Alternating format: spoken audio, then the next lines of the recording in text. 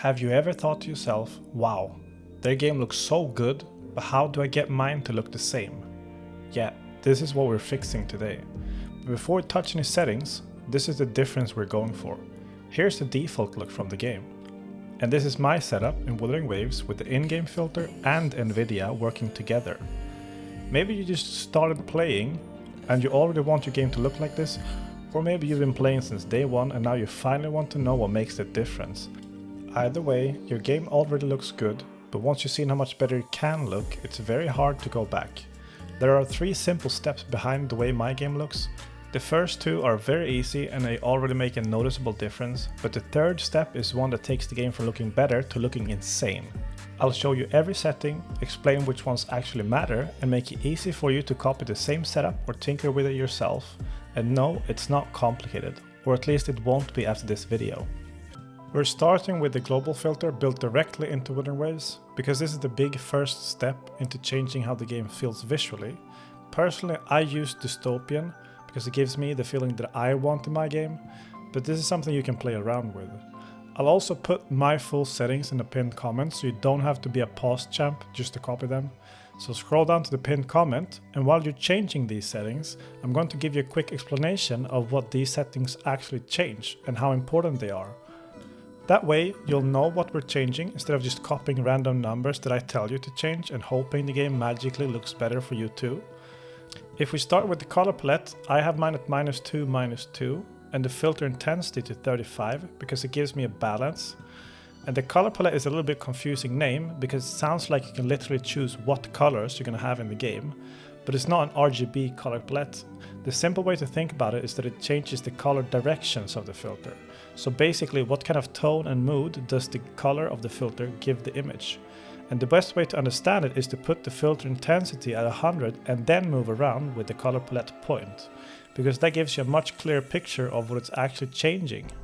So once you understand what this does, we can move back to my final setup.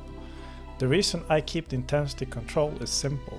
Usually with settings like these, it's not a good idea to overdo one single thing. Most of the time, the best result usually comes from adding the right amount of several small changes together. Think of it like seasoning food.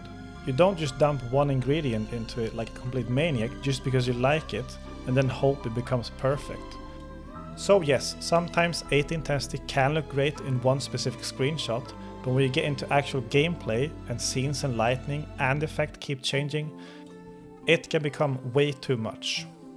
Now, the Advanced tab can look a bit more complicated than it actually is, but you don't need to understand every single slider like you're building a graphics engine in your basement. Some of them are pretty obvious, like color temperature changes the warmth or the cold of the image, sharpness makes things look more sharp and defined, brightness is brightness. I usually don't touch these ones that much anyways. Then we have contrast and saturation. Contrast is basically how punchy the image feels, and saturation is how much color you get. Bloom, vignette and film grain can look nice for screenshot, but for normal gameplay I usually just keep them completely off or very low at best. Not because they're always bad, but the idea of using them could be cooler than they actually are, and they can get annoying real fast when you use them. So the point here is not to max everything, the point here is to give the game a cleaner and slightly stronger image without making it look like some deep fried screen. If some of these settings look too strong or too weak on your monitor, start by copying my setup first and then only change one thing at a time. That way you'll actually know what each change is doing instead of turning the whole screen into a visual soup and hoping something good happens with it. But also remember, this is only the in-game filter. The biggest upgrade comes next. Now, the NVIDIA filter is in my opinion where we get the big upgrade. The in-game filter does make quite a difference. It creates the mood and the color balance and the overall style of the game. But the NVIDIA filter is what gives the final image that extra clarity that you can see in my games, and I've seen a lot of people comment about that. The easiest way to understand it is that Wuthering Waves creates the image first, then NVIDIA puts their filter on top of that finished image before you see it. So it is not changing the game itself, it is changing the final picture the game gives you. That is why this setup makes such a big difference. It's basically like adding one final polish on top. And when you combine both of them, this is where the game starts to look completely different. And before I show you my settings, let's quickly show you how to activate NVIDIA filters in case you don't have them already. If you don't have the NVIDIA app installed, I'll leave a link in the description. Once you have it installed, open the NVIDIA app and then make sure that the NVIDIA overlay is enabled. And also make sure that game filters and photo mode are enabled too. If you just turn them on, restart the game, and then when you open Wuthering Waves again, you should see a small NVIDIA overlay icon in the top right corner when the game starts. If you see that, perfect, that means it's working. Then once you're inside the game, the default shortcut for the NVIDIA filter is Alt F3. And a quick but important note before we start changing the NVIDIA settings, don't be afraid to try things. That is literally how I learned this myself years ago. You can move the sliders around, you can test too much and actually see what happens to the image. Nothing here is permanent, so if you change your settings too much and suddenly feels like Lene came in and gave your entire screen a custom paint job, just come back to my video, copy the settings again, and you're back to the same look you had before. Now with that part done, these are the filters I use. The first one is brightness and contrast. Now here we're going to keep exposure at 0, because in Wuthering Waves I don't think this helps the setup at all. When I bring exposure up, it feels like someone just pointed a big light at the screen and the image gets more washed out. The contrast is important for me. I have it at around 40 because this is what gives the image more depth. If you pull contrast all the way down, the image becomes flat, pale and boring, but if you push it all the way up, it's just too dark. So around 40 is the balance that I like. It gives the image more shape and depth without completely destroying it. And highlights and shadows are basically two sides of the image. Highlights is the really bright parts like sky, glow and reflections, and strong lights. I have highlights at 20 because I want to add a little bit more control over the bright parts, but I don't want to overdo it. Then shadows is the darker part of the image, and shadows is one of the settings that I actually like a lot for this look. I have it at 40 because it makes the darker part feel more alive. When shadows is too low, the image feels flat and kind of lifeless, but 40 gives the image more presence. And gamma stays at 0. So for brightness and contrast, the whole point is pretty simple. No extra exposure, more depth from the contrast, and a little bit of control over the bright parts for highlights, and more life in the darker parts with shadows. Gamma stays where it is. Now the second filter I use is also one of the most important ones. It's details. Details is where the image starts getting more definition and where the texture starts feeling a lot more clearer. For this one, my setup is sharpen 0, clarity 50 and HDR toning 15, and bloom also at 0. And like I said before, this does not give you better graphics and the textures, they stay the same, but it does make the final image feel like there's more detail to it, with a lot of help from the clarity here. Now, clarity is probably the setting that I like the most in NVIDIA's filters. It makes the image feel less soft and blurry, and it adds more definition to the world. This one is the main setting that makes the game look cleaner for me in my setup, and probably the main thing a lot of you noticed making a big difference when you saw my videos before. But you can obviously overdo it too. And the annoying part with clarity is that it can look good at first, especially if you're just standing still and looking at one scene.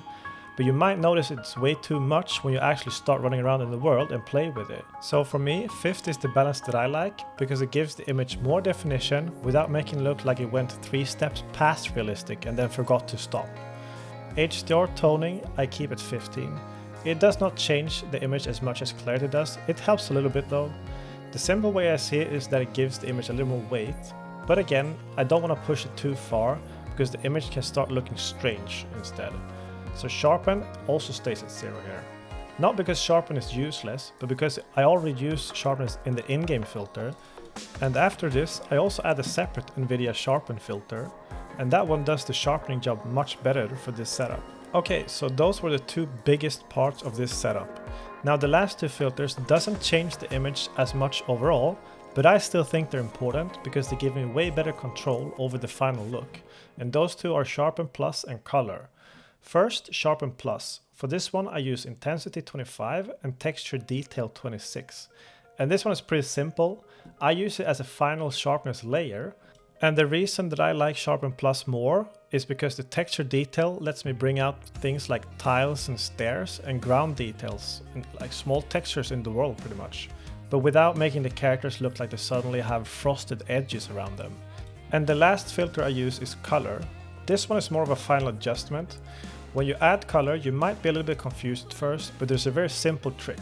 You turn the tint color and tint intensity all the way down, because you don't care about those for this setup. I only want temperature and vibrance because it gives me more control over the warmth and color strength of the final image. So for my setup, it's 4 and 12. And I don't use too much here, it's just a small adjustment to make the image sit where I want. So here's what the full setup for Belly's Wuthering Waves filter does. The in-game filter decide the mood and style, the NVIDIA filter give you that clean final polish that you see in my videos sometimes. And together, they make the game look completely different. And if you also play Genshin, this same idea works there too. But with Genshin, it's quite different from this setup. So if you want the settings for Genshin too, let me know in the comments and I'll be sure to write those down as well. And if you have your own setup that you really vibe with, post it in the comments if you want, so other people can try it too. Because with this kind of thing, there really is no perfect style. It's more about what you like and what looks good for you on your monitor and what makes the game feel better for you. Now, if you made it all the way here like a champ, I'm going to let you in on a final secret setting, the subscribe button. That way, we can officially welcome you into the positive side of gacha games, where we try to make the game look better, feel better, and have more fun with them together. And you'll know when I upload the next Wuthering Waves video that you probably shouldn't miss. So welcome to the channel, where I make Wuthering Waves videos and gacha game guides, and occasionally try to fix problems that shouldn't need fixing in the first place. Belly out.